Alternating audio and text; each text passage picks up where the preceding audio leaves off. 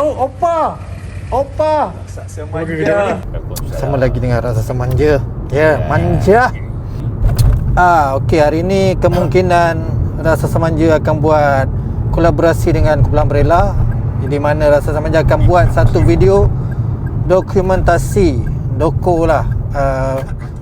Kumpulan Umbrella, perjalanan Kumpulan Umbrella buat lagu raya pada Contohnya. So sekarang on the way nak pergi ambil baju raya lah, baju Melayu dekat Shah Alam. Okay, sekarang kita berada di studio Woski Malaysia.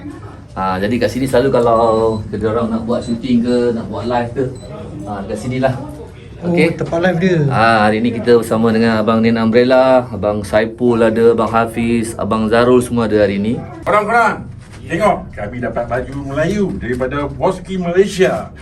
Terima kasih Woski Malaysia. Terima kasih. Nanti bagi lagi.